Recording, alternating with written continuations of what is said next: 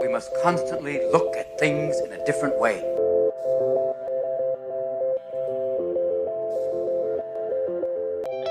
The Healthcare Education Transformation Podcast was created by two physical therapists out of the desire to learn more about the different educational roles in physical therapy and healthcare, and how healthcare education works by talking with educational leaders and people with different perspectives within physical therapy and across interdisciplinary lines on how education can be improved to disrupt the status quo of healthcare education. This is our journey, and thanks for listening. Are you a third-year physical therapy student that excels on tests when you have study guides, checklists, and deadlines? With all of the information available about how to prepare for the NPTE, it's easy to get disorganized and not feel prepared going into the big day.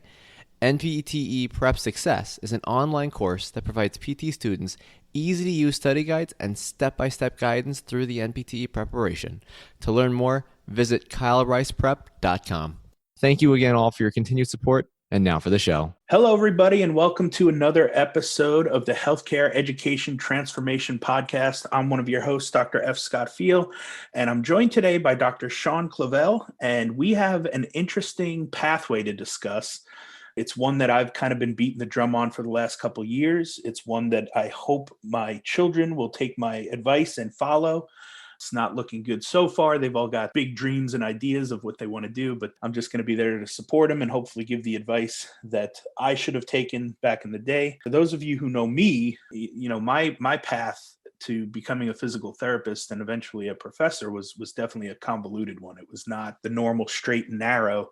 I started out going to Wake Forest University down in Winston-Salem, North Carolina, which was a private school. I was an English major, so that was weird. Then I took 2 years of state school classes at UNC Greensboro there, just to get all the prereqs I needed to get into PT school. Then I got into a state PT school at East Carolina University, which was a master's at the time. They offered us the transitional doctorate if we stuck around another year. I started that program there, tried to finish it, but at the end of that program, my dad kind of got sick, had some heart problems. He ended up passing away. So I moved back down with my mom and to be with my brother and help my family out a little bit. And so I never actually finished the transitional doctorate at East Carolina because the window of opportunity closed. So I started working as a traveling physical therapist right out of the gate. Did that for about a year, a little bit more, year and a half.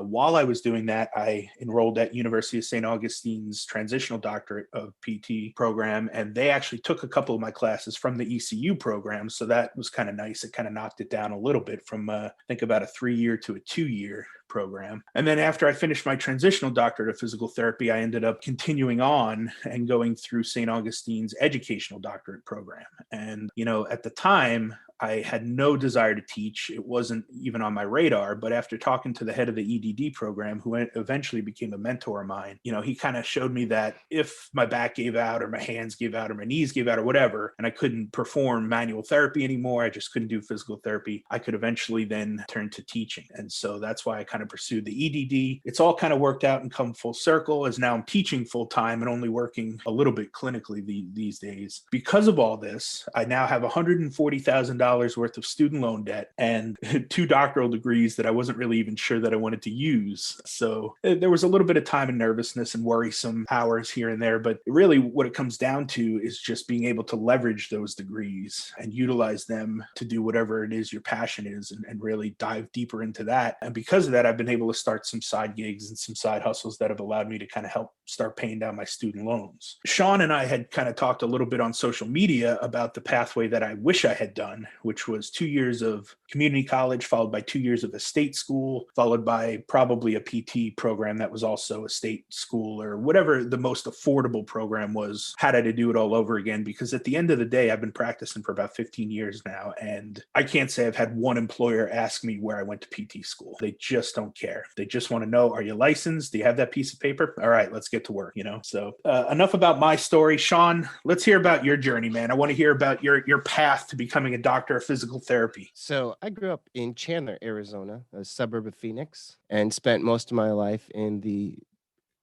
Arizona region, but I was born in Staten Island, New York. So I lived in Staten Island, New York till I was 8 years old. My grandfather was a Navy Corps medic and ultimately retired out in Gilbert, Arizona. And that's where my mother and father I got to know, Are you a Mets fan or a Yankees fan? I grew up a Mets fan. Yeah, let's go Mets. Game 6, Yep. 86. So big Mets fan. Yep, right there with coming you, up. man. Awesome. Sorry. Actually, Go on.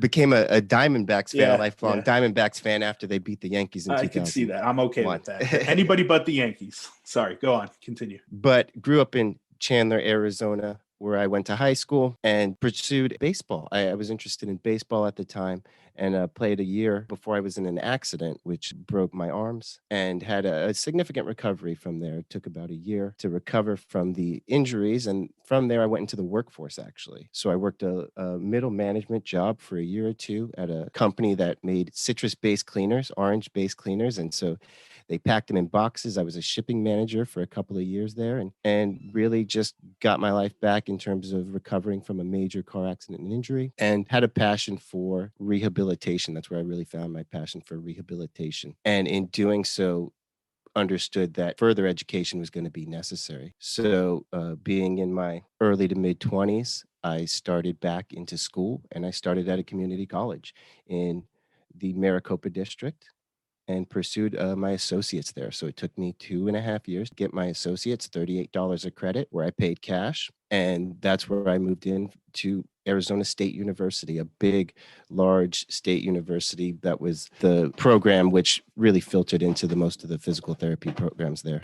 Yeah, so I think one of the things that, we're going to talk about today for sure is that, the pathway to getting your licensure and your doctorate in physical therapy, you can take many pathways, but at the end of the day, we're finding now the debt to income ratio is pretty brutal for physical therapists. So the pathway that you choose may help you out in the longer run, and we'll talk about that a little later. From Arizona State University, I worked in a program to get into a program at NAU, Doctorate of Physical Therapy program, which accepted at the time 72 students of the 1,100 applicants there. So it was, to imagine having to grind through your undergrad to really find a way into a program it's going to be a determination. It took quite a bit of determination, to tell you that much. Now, was Tom McPoyle there when you were there?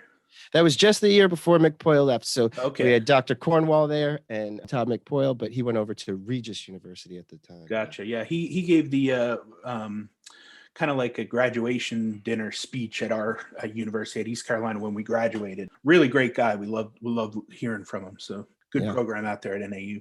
So tell me a little bit about the decision-making process for you when you decided to start your journey. What made you think, all right, I need to start at community college here and then take the next step and then the next step? But did you have the vision all in line, or was it just like, I'm just going to run with this and see what happens? No, I think growing up in the Phoenix region, being around the Arizona State, I knew I was going to be a Sun Devil. I think I grew up in a household where my mother and father both had a degree.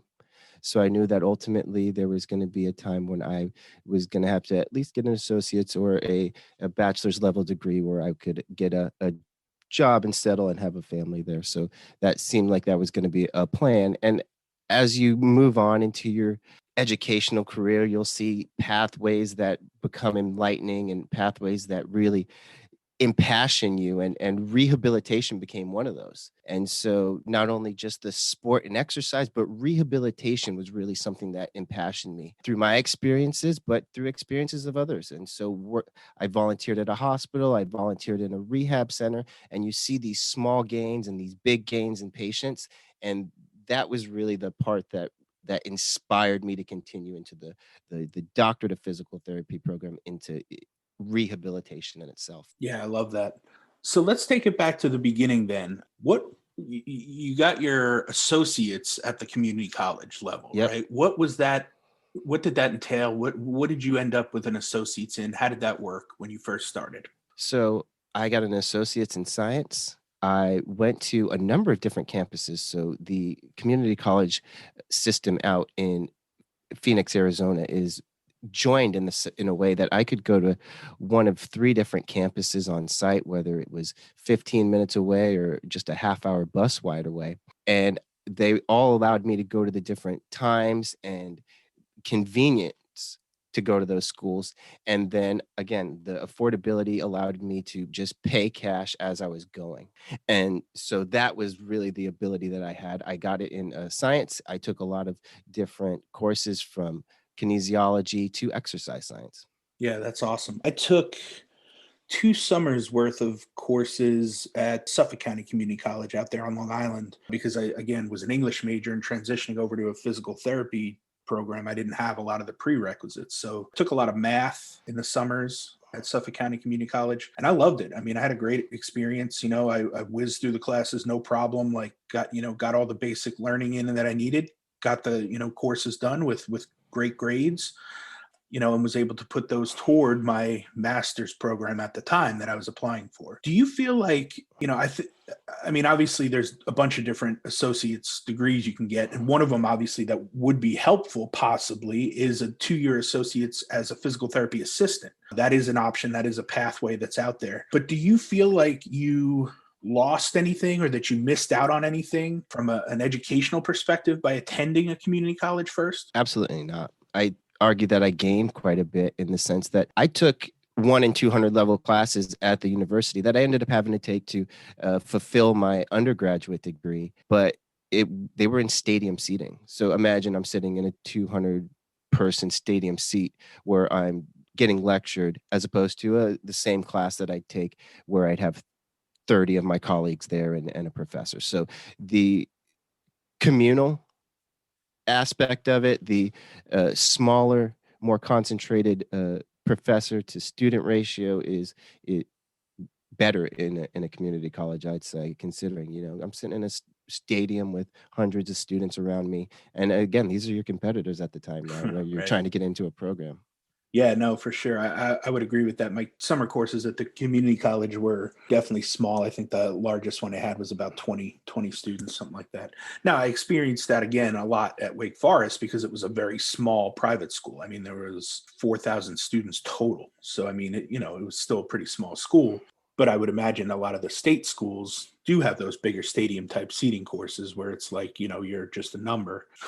You better buckle up, learn your stuff, and get good grades and move it on down the line, So let's talk a little bit about the next step. So now you've got your associate's degree and now you're moving to Arizona State to finish out your bachelor's. What did you get your bachelor's in and what was that experience like? I got a bachelor's in kinesiology. So the Awesome. science of human movement that's involved in the neuromuscular, the skeletal system, and just even a physiological approach. So you get a little bit of each of those different topics when you're in kinesiology, just the normal human movement there. And so as I had already completed 2 years in the associates, I spent another 2 years getting my bachelor's. And in that, basically, it was just my 300 level courses. So it was more intense physiology, a little bit more intense human movement based in my studies. Yeah. And, truth be told, I don't think that there's much difference in state school versus private school now that we're looking at a bachelor's degree. I mean, there's some schools that may have stronger programs in one or the other, but certain private schools are known for their programs in certain areas, but I don't think personally, out of all my friends and people that I've worked with through the years, I've noticed too much of a difference in bachelor's level programs, a state school versus a private school. So again, had I to do it all over again, I probably would have stuck with the SUNY schools and just stayed in New York. And, I would have had to tough out the winters, which is why I moved away really to begin with. But the price tag would have been a lot better had I stayed in the state of New York and gone to a SUNY school there. Did you feel like you missed out on anything there in the state school preparation versus a private school, or it sounded like you had pretty much made up your mind it was going to be Arizona State right off the bat. So, and it's a great school. So, Yep. I was, growing up as a kid in Arizona, you have your teachers that come from one of two schools. Either they're from the University of Arizona or Arizona State. And it was always a great rivalry. Yeah. That Arizona State being just a few miles away from home was always just kind of where it was going to lie, it seemed like.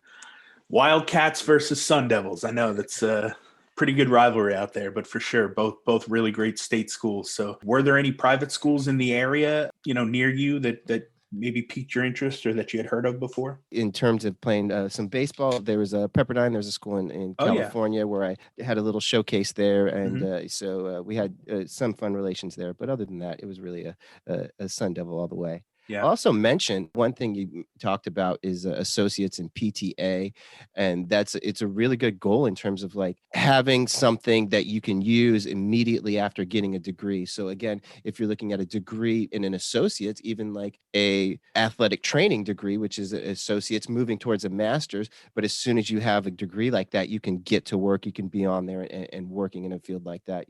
Kinesiology, you have some outlets, but really you start to lean a little bit more on a graduate degree in exercise physiology or physical therapy, right? Right. So if you want to be useful right out of the market, you want to start looking at degrees that associate with that as well. Exactly. Yeah, that's a great point. And I mean, you could always go the English major route too, right? Then everything gets interesting and you really got to figure out how to parlay Yeah. that into a job, And that's what actually pushed me into physical therapy was I didn't want to do anything with English. I was only an English major because my dad was an English teacher for 30 years. He pushed me and my brother to read and write in very early ages, very intense. We had read a lot of the classics by the time we got into high school, so we already knew them. I had fives on both my AP Englishes, so I passed. I was able to opt out of 2 freshman English classes, which put me further down the line for graduation. So, English was never my calling. It was just something I was okay at. I was pretty good at it. So that's the only reason I went there. But I didn't want to do anything. I didn't want to write. I didn't want to edit. I didn't want to teach. So I didn't have a job coming out of college. I didn't know what I was going to do. Luckily, I volunteered at the hospital there and they put me into the PT department. And I was like, oh, this is pretty cool. I could do that. Like they're bouncing balloons around and playing with the patients and stuff. That looks fun, And then I looked at the prereqs and I was like, nope, don't have that one. Nope, don't have that one. Nope. And I just realized, all right, well, I'll graduate with my BA in English and then I'll start figuring out how to fill the gaps. And that's where again, I went to state school for 2 years to get all my prereqs in.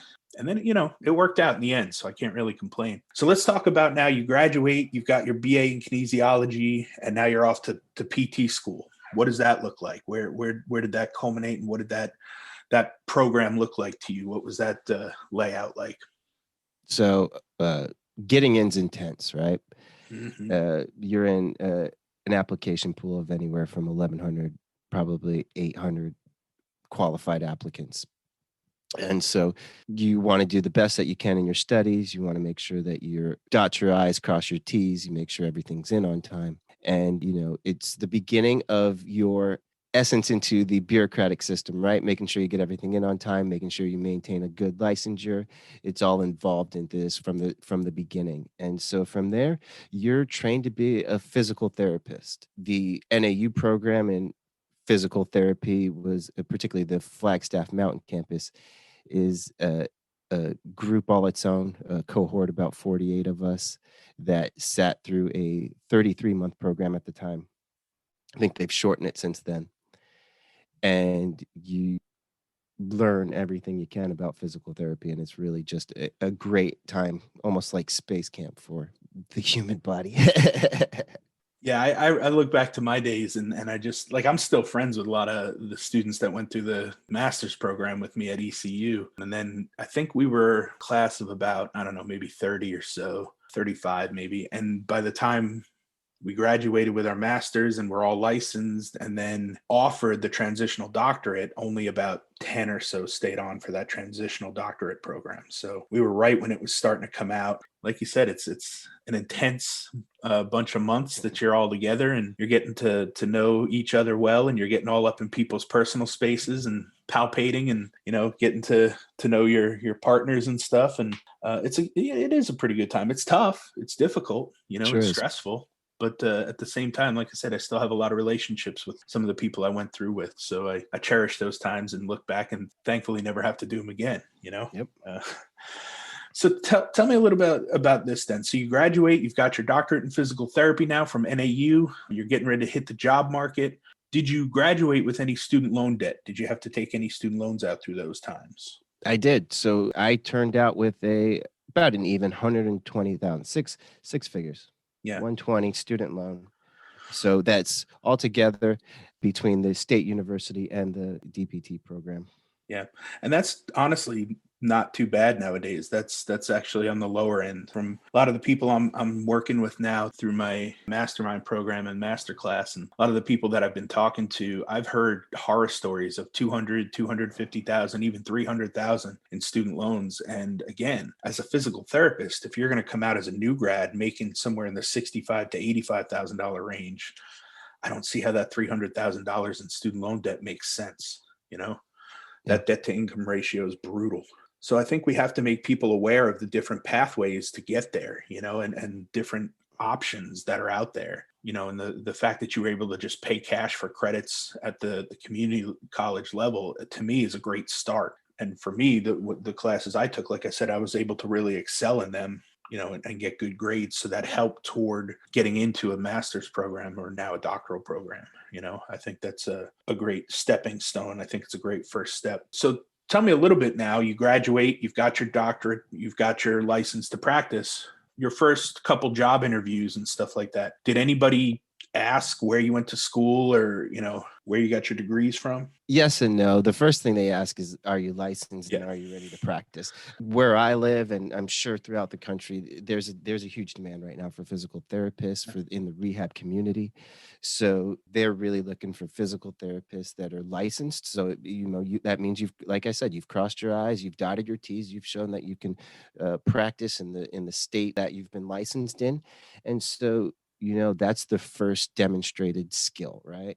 From there, they'll invite you for an interview, and that's where you really demonstrate your own skills. So nobody's really asking me where I go to school now. Again, in a state like Arizona, where you have one physical therapy program, most of the people that come from there have a background. Yeah, it surely shines a little bit, but no, not at all. I'm remembering my first couple job interviews after I finished traveling. I traveled for about a year and a half right off the bat. But once I started settling down in the Charlotte, North Carolina area, I had about 4 or 5 job interviews, and not one of them asked me where I went to school. Now, obviously, it's on your resume. If you submit a resume, it has all your schooling and background on there, so they can easily look at that if they want. But the conversation never came up. And truth be told, I don't think anybody even ever talked about it until about a year in, when I was applying for a manager position. So like kind of a step up and a pay grade raise. The woman that was interviewing me had gone to East Carolina University. So it was like a neat little alumni connection. But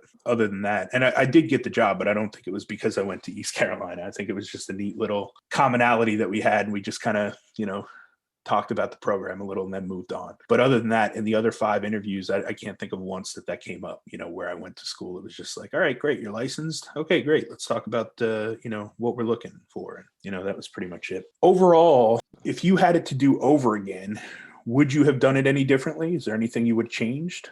Or were you pretty happy overall with the outcome? Well, I'm definitely happy with the outcome. I'll say that much. But if there was things I'd change, again, I think I mentioned it earlier in the fact that I would qualify, make sure my degrees had something that would be directly applicable as soon as I had it, right? So you mentioned an associate's in PTA. That'd be a great degree to get and be directly applicable right into the rehab community.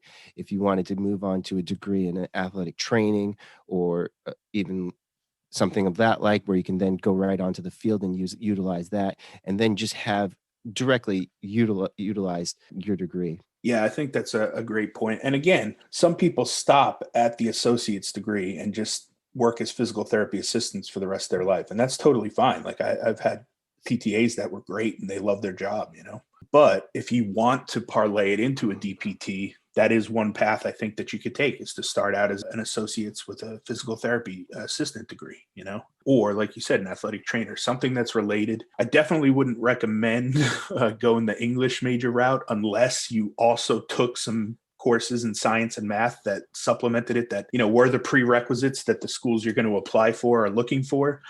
Because like I said, it was not a very straight and narrow path for me to get into PT school. So had I to do it all over again, I would just recommend, like you said, take courses that are specific to the physical therapy realm, because that'll help you in the long run. You could still be an English major, but definitely take the courses, the prereqs that you need to get in. But yeah, like definitely find your passion and just run with it like that. Yeah, find where it is and really engulf yourself in those courses, make them directly applicable to your life. Yeah. Again, I think part of being an English major is one of the things that actually might have helped me get into PT school, because I was kind of an oddball. And, during the interview process, that was a cool thing to kind of talk about. Everybody's like bio major, kinesiology major, exercise phys major, bio major, kinesiology, exercise phys. And they just keep hearing that all day. And I think when the English major comes, the record kind of scratches, and then everybody turns and looks and like, who is this guy, But it was a good talking point for interviews. So that was fun. Well, Shawn, I can't thank you enough for taking the time to just come on and talk about your experience and stuff like that, and just letting people know of a pretty cool pathway to getting to be a doctor of physical therapy. We ask all of our guests on the show one final question. If you could change one aspect of higher education, whether it be DPT or otherwise, what aspect would you change, and how would you change it? Let's think here. What would I change in higher education? I'd try and break down as many barriers as I could between clinical application and research theory. Yeah. So I think a lot of the Physical Therapy Association is really working well in terms of providing really good resources, in terms of allowing our clinicians to find some good stuff to practice with. Again, in terms of some of the research where it gets a little bit dense, we just making it prevalent, making it a big, broad stance, and making it open for everybody. So, I mean, just break down barriers. Yeah. No, that's a good one. I think, break down barriers. Yeah. We think of academia, a lot of times we refer to it as the ivory tower, right? And then we get out to the clinical world and the CIs, the clinical instructors out there, that are trying to teach these students. And I think we see a little bit of a disconnect between academia and clinical.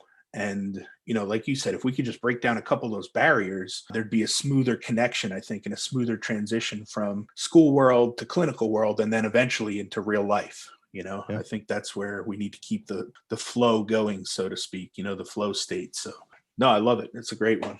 Well, Shawn, can I ask you where my audience can find you if they have further questions about your journey or just want to follow up with you and see what you're up to? Where can they find you on social media or email address or anything like that? Shawn Clavell. Just Google me, find me at Shawn Clavell, Shawn.Clavell at gmail.com. Just, you'll see me anywhere. Awesome. And we'll put those links in the show notes there. Shawn, thank you so much for taking the time to come on and share your story with the audience. I hope that, a lot of the pre-PTs that listen to the show and that are interested will kind of take this advice and think about, their pathway and what makes the most sense for them. Thank you so much for having me. It's a pleasure to be here. Study hard and go human movement. Yes. Right, keep moving. Access to healthcare is one of the largest issues facing both providers and patients, as millions of people worldwide lack timely and affordable access to healthcare. Anywhere Healthcare, a telehealth platform, is a simple, low-cost option for providers and patients that eliminates the barriers to access to all kinds of healthcare. To find out more, check out anywhere.healthcare, which is available in our show notes. And if you use the code HET in all caps when you email to sign up, you'll save 25% off the total cost. Thank you for attending class today, and we hope that you learned something and gained value from the content. If you'd like to schedule office hours with us, feel free to add us on Twitter at HET Podcast, on Instagram, HET Podcast, on Facebook, the Healthcare Education Transformation Podcast, and the homepage, healthcareeducationtransformationpodcast.com.